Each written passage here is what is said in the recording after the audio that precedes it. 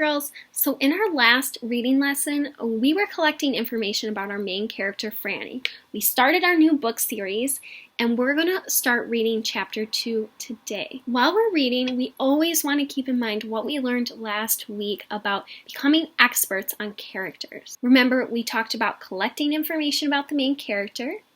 We talked about paying attention to how characters respond to problems. We talked about using what we know about the characters to make predictions about what would happen next. And we also talked about how we can notice similarities in our characters across a series. On Wednesday, we are going to create a character web together as a class. As I'm reading, I want you to be thinking about character traits that you could use to describe our main character, Franny. You think you guys can do that? Awesome. Our learning target for today is going to be I can collect information about the main character. In yesterday's lesson, we made a few predictions. And at the end of chapter 1, Mrs. P told Franny that she needs to speak to her parents. Remember, I told you, make a prediction. What do you think is going to happen, knowing what you know about Franny so far? So let's keep reading chapter 2 and see what's going to happen next. Chapter 2 of Frankly Franny. When I got home, I slammed the front door behind me so everyone would know I was there. At school, they get mad when you do that. Franny? That you? My mom called from upstairs. Franny, what kind of name is that anyway? It sounds too much like Fanny, which is another word for butt. And butt is not such a nice word. Frankly, I don't understand why kids can't just name themselves. Frankly. Now, there's a good name. My name is Frankly, I yelled, pulling open the refrigerator with both hands. Frankly? That you? My mom called again. I changed my name a lot. My parents were used to it. Sometimes I added titles like Doctor or Mrs. because they were really grown up. Yes, I shouted back as I stuck my head into the refrigerator. I pulled out some bread, a package of sliced turkey, mustard, and lettuce. Am I the only kid I know who likes mustard? Okay, here's a secret. I don't really like mustard. It's too spicy. But I like the idea of liking mustard. Every grown-up I know likes mustard, and I want to do grown-up things. I opened the lid on the mustard and sniffed. It made the inside of my nose crinkle. I quickly put the lid back on. I try to smell it as oftenly as I can. My dad says you can't be good at something without practice, so I practice liking mustard.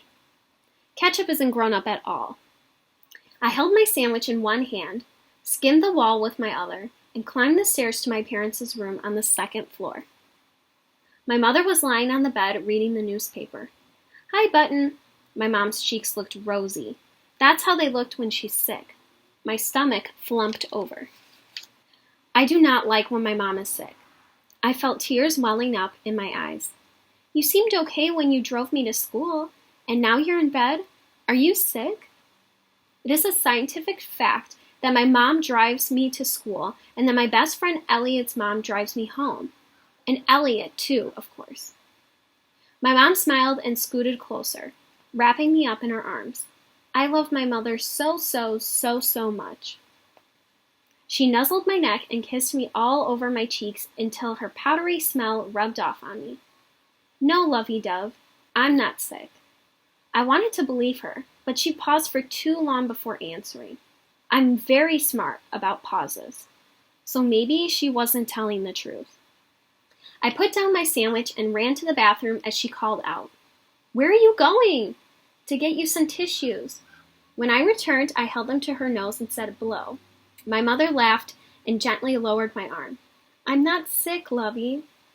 I ran back to the bathroom to get a thermometer and put it in her mouth, even though I didn't know how long to keep it there. I tapped my foot a couple times and looked at my wrist, even though I did not wear a watch. Finally, it was boring, so I pulled the thermometer out of her mouth. Do you feel better now? I asked. Lots, she said. Now, do you believe that I'm not sick?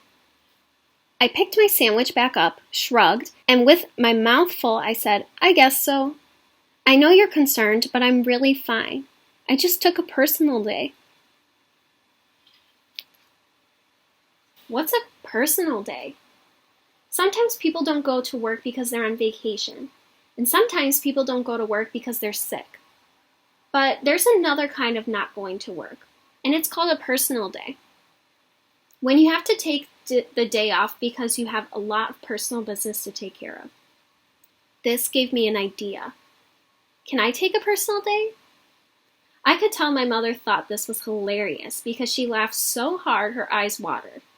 Then she said, "Oh, Franny, you're such a comedian." But I don't want to be a comedian. Comedians don't have offices. I'm not sure schools give out personal days, she said.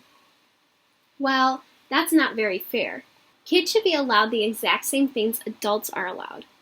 It sounds like Franny really wants to be an adult. She wants to use words like adults use. She wants to do things that adults do, like she wants to own an office. She wants to take personal days. So it sounds like she really wants to be a grown-up. You think adults have it pretty easy, don't you? Yes, I do. Kids have it much harder, especially when they have to tell their parents Mrs. P wants to talk with them. It's not so easy for us either, you know, said my mother. I shrugged. I didn't believe her. She said things like this all the time, just to make me feel better about not being older. A while later, the front door opened, and we heard my dad singing along to his iPod. He's a really bad singer. Sometimes my mom and I cover our ears to joke with him. I hopped off the bed and ran down the stairs. "There's my bird," my dad called. I jumped up for a lift hug. My dad is the only person who calls me Bird. It is a scientific fact that Bird is my middle name. But please do not tell anyone. "What's new with today?" he asked. I was Mom's doctor and I fixed her, because I'm really good at that job. And I changed my name. "What's your new name?" Dad asked. I took a very long breath and then announced, "My name is now Frankly," I said, looking down at the mail in my father's hand. Opening mail was really grown up. My dad looked up at the ceiling for a minute, then back down at me. "Frankly, I like it." Then my mom came down and we all went into the kitchen and I helped make dinner. Some families say grace or a prayer before their meals, but not my family. My family says, "To the Millers," because that is our last name. After we said, "To the Millers," we talked about the news of the day. My parents like to talk about politics. I have very strong opinions about politics, and my opinions are that politics are boring. I have something to say. "Well, we'd love to hear it," my dad said. He and my mom both leaned back in their chairs. I had their full attention. My class is going to visit the Sandy Sanders Show at an actual real-life radio station.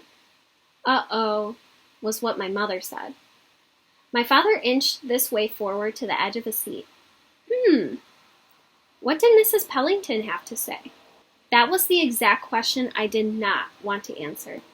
I answered it anyway. "She wants to have a talk with you." My dad folded his arms across his chest. "Yeah, she probably wants us to have a good long talk about the Cambridge magazine trip and your curious hands." That was a really long time ago. My hands are really different now. "Bertie, it was 3 weeks ago. But I know better now. I won't touch anybody's desk. I promise." I realized that I needed to be very serious, so I thought for a minute. The only way to show them how serious was to use my English accent. I spoke very slowly, just like Eliza Doolittle in My Fair Lady. "It's a scientific fact that I don't touch anything." My parents looked at each other. They sent tricky smiles back and forth. My dad said, "Well, see what rules Mrs. Pellington suggests." My mom looked at me directly in the eyeballs. "And you have to follow them." I flumped my hands to my side. I really hoped Mrs. P was in a simply magnificent mood.